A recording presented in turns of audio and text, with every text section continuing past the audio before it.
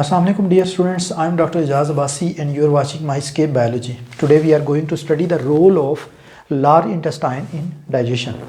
आज के इस लेक्चर में हम जो है वो लार्ज इंटेस्टाइन का रोल जो है वो स्टडी करेंगे। डाइजेशन के प्रोसेस में क्या होता है। इससे पहले हमने जो है वो लास्ट लेक्चर में स्मॉल इंटेस्टाइन के अंदर जो डाइजेशन होती है वो हमने डिस्कस की थी। स्मॉल इंटेस्टाइन के अंदर जो डाइजेशन का प्रोसेस है वो ऑलमोस्ट कंप्लीट हो जाता है और जो स्मॉल इंटेस्टाइन का लास्ट पार्ट है इलियम, उसके अंदर जो है वो मैक्सिमम फूड जो है जो प्रोडक्ट्स ऑफ डाइजेशन हैं वो एब्जॉर्ब होकर ब्लड में एंटर हो जाती हैं। इसके बाद जो है वो फूड एंटर होती है, जो मटेरियल्स हैं ये एंटर होते हैं लार्ज इंटेस्टाइन के अंदर। सो पहले हम लार्ज इंटेस्टाइन के जो है वो पार्ट्स के बारे में बात करते हैं, फिर हम इसके जो फंक्शंस को डिस्कस करेंगे। सो लार्ज इंटेस्टाइन जो है इसके तीन मेन पार्ट्स हैं। The first one is called caecum,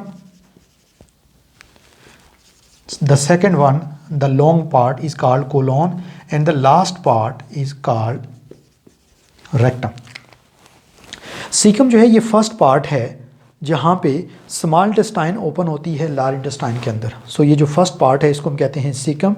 उसके बाद यहाँ से ऊपर की तरफ ये जो पार्ट है ये कोलॉन है, और कोलॉन को जो है वो हम तीन जो है वो मेन जो है वो पार्ट्स में डिवाइड कर लेते हैं। ये जो ऊपर की तरफ जा रहा है पार्ट इसको हम कहते हैं असेंडिंग कोलॉन, इसको हम कहते हैं ट्रांसवर्स कोलॉन और इसको हम कहते हैं डिसेंडिंग कोलॉन। सो ये कोलॉन जो है वो काफ़ी लॉन्ग और लेंथी पार्ट है। ये ऑलमोस्ट जो है वो 1.5 से 1.8 मीटर्स के दरमियान जो है वो इसका साइज़ होता है। सो ये कोलॉन जो है वो अल्टीमेटली जाके तो रेक्टम के अंदर जो है वो ओपन होता है, और फिर रेक्टम जो है ये बाहर ओपन होता है एक ओपनिंग के थ्रू जिसको हम कहते हैं एनस। सो रेक्टम से जो है वो आगे जो एनस जो है वो मौजूद है, जो कि ये जो अनडाइजेस्टेड वेस्ट मटीरियल्स हैं इनको जो है वो बाहर डिस्चार्ज करती है, इजेशन या डेफिकेशन का जो प्रोसेस होता है।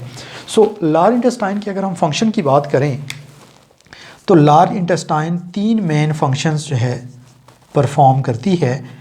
लार्ज इंटेस्टाइन में जो पहला फंक्शन है जब फूड एंटर होती है, बेसिकली जो फूड मटेरियल्स हैं, जो प्रोडक्ट्स ऑफ डाइजेशन हैं, मैंने ऑलरेडी बात की कि मैक्सिमम जो प्रोडक्ट्स ऑफ डाइजेशन हैं वो तो स्मॉल इंटेस्टाइन के अंदर चूँकि विलाई मौजूद होते हैं और वहाँ से ही एब्जॉर्ब हो चुकी होती हैं।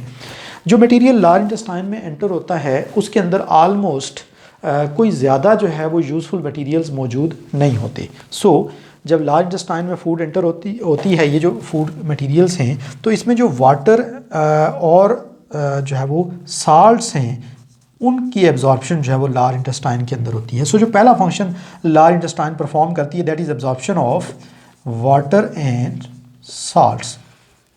सो लार्ज इंटेस्टाइन के अंदर जो वाटर और साल्ट्स अभी इन मटेरियल्स के अंदर रहते होते हैं वो भी जो है वो एब्जॉर्ब हो जाते हैं। उसके अलावा जो second function large intestine perform करती है, लार्ज इंटेस्टाइन चूँकि काफ़ी लार्ज पार्ट है, इसके अंदर कुछ बैक्टीरिया जो है वो रहते हैं जो कि परमानेंटली यहाँ पे रहते हैं।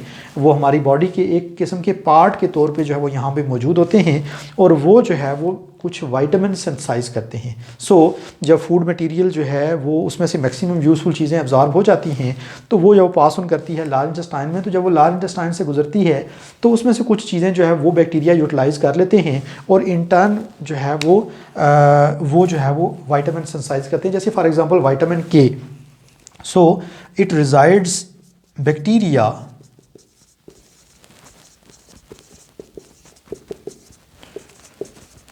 which synthesize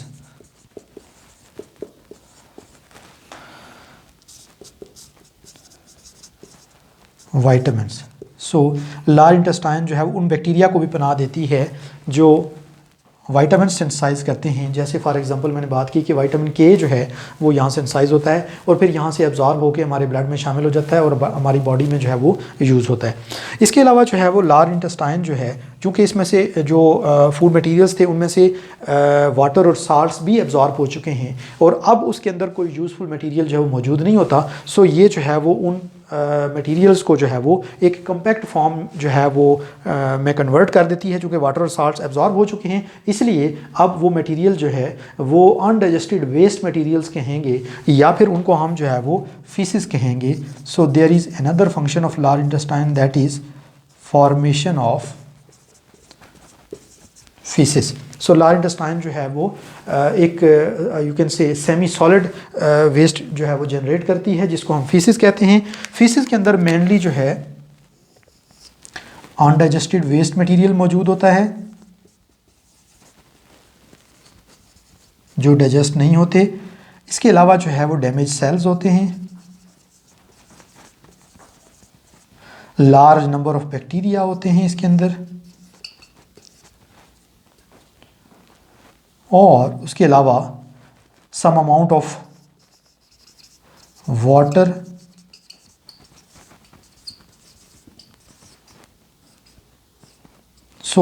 ये वो कंटेंट्स हैं जो इन अनडाइजेस्टेड वेस्ट मटेरियल्स या फीसिस के अंदर जो है मौजूद होते हैं। लार्ज इंटेस्टाइन जो है वो फीसिस डेवलप करती है। उसके बाद ये जो फीसिस हैं ये अल्टीमेटली जो है वो जाके स्टोर हो जाती हैं रेक्टम के अंदर। एक जो है वो स्टोरेज का फंक्शन भी परफॉर्म करती है large intestine, storage of faeces.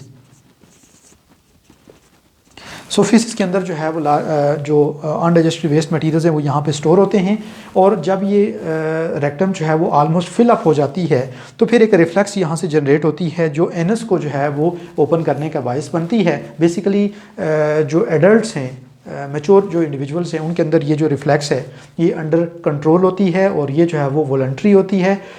जब ये एनस ऑलमोस्ट जो है वो फिल हो जाती है तो फिर जो फीसिस हैं उनको जो है वो एनस से जो है वो डिस्चार्ज कर दिया जाता है। एनस ओपन होती है तो छोटे बच्चों के अंदर ये जो रिफ्लेक्स है ये जो है वो इनवॉलंटरी होती है, छोटे बच्चों का जो है वो इसके ऊपर कंट्रोल नहीं होता, और जो ही इसके अंदर जो है वो रेक्टम के अंदर फीसिस जो फिलअप होती हैं तो ऑटोमेटिकली ये जो है वो एनस जो है वो डायलेट होती है और फीसिस जो है वो बाहर डिस्चार्ज हो जाते हैं। ये जो है वो लास्ट स्टेप है डाइजेशन के इस प्रोसेस का, जिसको हम कहते हैं इजेशन और defecation. It is the discharge of faeces और undigested waste materials from the body.